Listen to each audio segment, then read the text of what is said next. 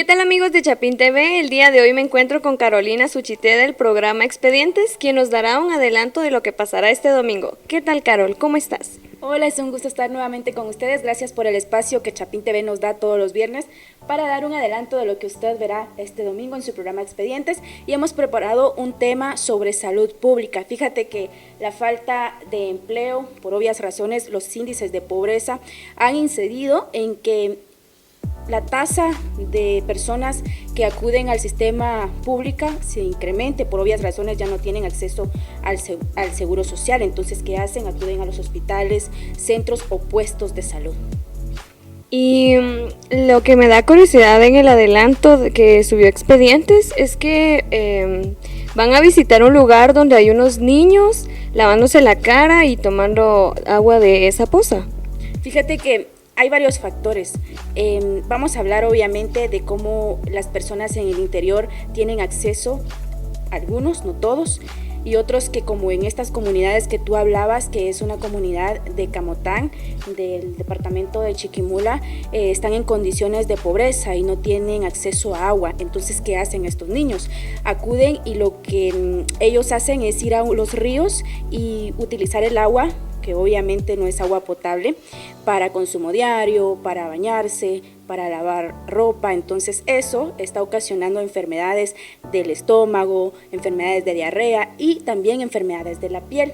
En una comunidad tan pobre donde hay cerca de 1,200 familias que no tienen cómo ir a un puesto de salud porque no existe en esos lugares. Imagínate, también la comunidad está muy lejos de la cabecera departamental donde ellos podrían encontrar un centro de salud, y si decimos que tienen que acudir a un hospital está más lejos. Entonces, todo esto es lo que nosotros queremos que usted vea, el acceso a la salud pública, que es muy difícil. Si aquí en Guatemala ingresar al Hospital Roosevelt y San Juan, o sea, para ingresar también tienen que madrugar. También fuimos a ver cómo las personas llegaban desde las 4 de la mañana, hacen cola para poder ingresar a pedir su número o a sus citas para que les toque primero. Entonces es difícil. Imagínate cómo es en el interior donde no hay muchos puestos de salud.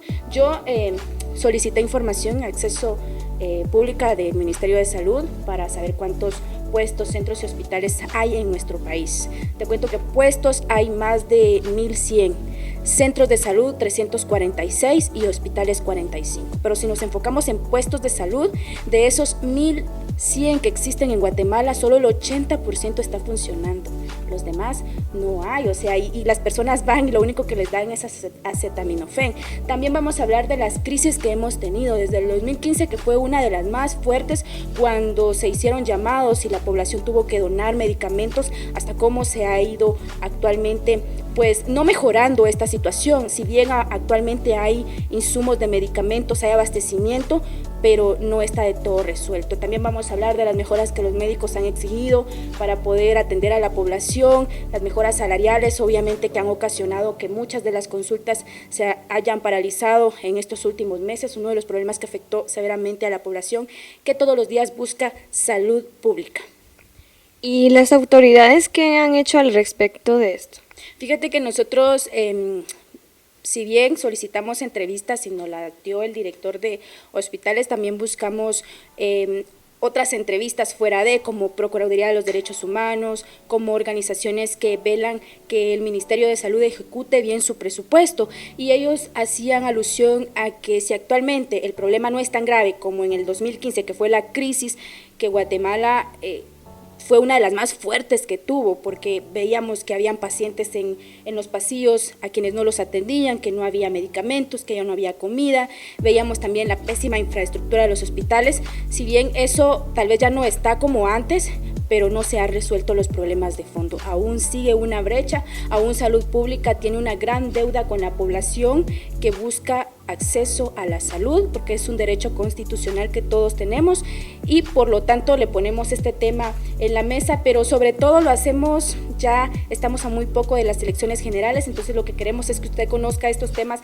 de cómo se encuentra actualmente salud pública en Guatemala, de cómo se encuentra la educación, para que también usted piense muy bien a quién le va a dar ese voto para que no tengamos estos problemas. Y fíjate que las autoridades decían que Ellos están ejecutando el presupuesto. Este año se les dio 70 millones de quetzales adicionales a su presupuesto para infraestructura en hospitales, pero ya estamos casi a la mitad de año y este presupuesto no ha sido ejecutado. Era lo que decía ya la Comisión de Salud del Congreso de la República, quien citó a los viceministros y ministros esta semana, para que dieran una explicación del por qué no se ha ejecutado ese presupuesto. Entonces vemos también otras organizaciones como CONGECOP, que es una organización no gubernamental, hizo un monitoreo sobre el presupuesto de salud y decía que del total que fue asignado, que el Estado le asigna a este ministerio, que es uno de los más grandes, son aproximadamente 8 millardos, únicamente el 23% se ha ejecutado del presupuesto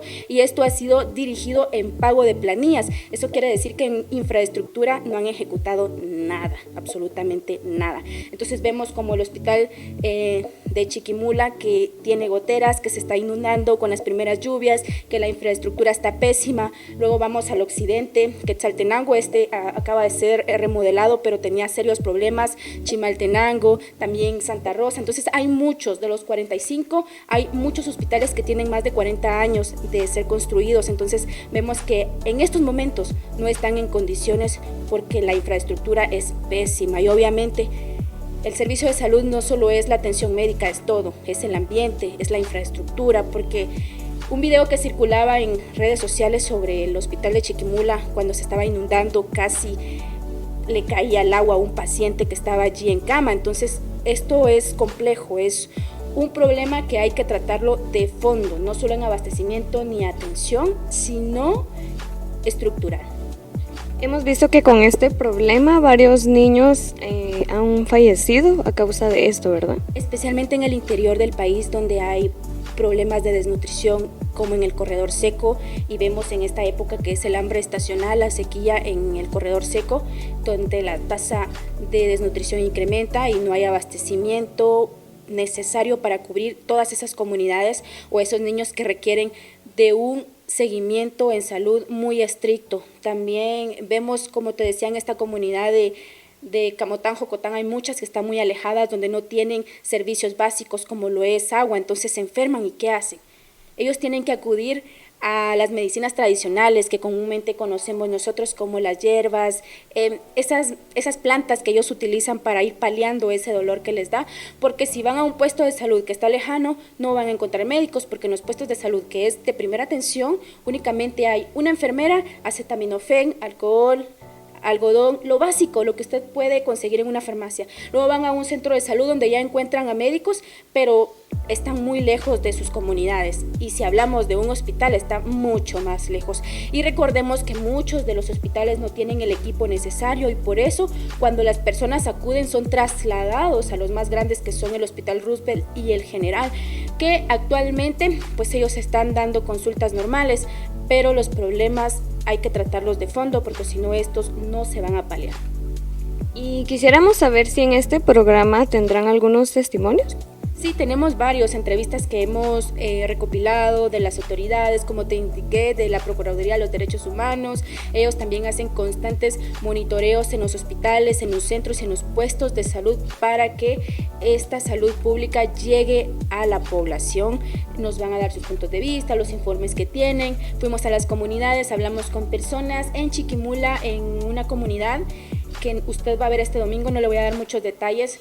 Hay un problema mayor, y es que hay muchos pacientes o enfermos que tienen paludismo, ya fue confirmado, entonces no tienen como acceso a un hospital cercano porque tienen que ir hasta la cabecera departamental para lograr un poco de atención. Y recordemos que el paludismo se expande rápidamente, entonces es un brote que tiene que ser tratado. Entonces si salud no está en esas comunidades, ¿qué pasa con la población? Ya te imaginarás. Luego vemos que los que sufren más son aquellos pacientes que tienen enfermedades crónicas, que tienen que viajar desde muy lejos, desde frontera. Vemos San Marcos, vemos Izabal, vemos Petén, vemos Huehuetenango, vemos Quetzaltenango, que vienen de sus comunidades desde las 2 de la madrugada en los primeros buses que vienen a la capital para poder acceder a sus tratamientos aquí en el Hospital San Juan de Dios o Roosevelt, que sabemos que son los únicos que van a tener pues atención a estos enfermos pacientes crónicos.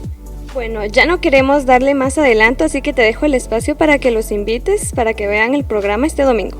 Claro que sí, ya tienen una cita con nosotros este domingo a las 8 de la noche. Usted verá Crisis, un enfermo llamado salud. Así le hemos titulado porque es una situación que no se ha paliado en su totalidad y que es un problema que a cualquiera ha afectado el acceso a la salud y que viene de gobiernos anteriores y que si no se trata como lo indiqué puede ocasionar serios problemas a estas personas que buscan de salud todos los días. Gracias, Carol, por estar en Chapín TV y gracias a usted por ver esta entrevista. I live inside my own world of make-believe.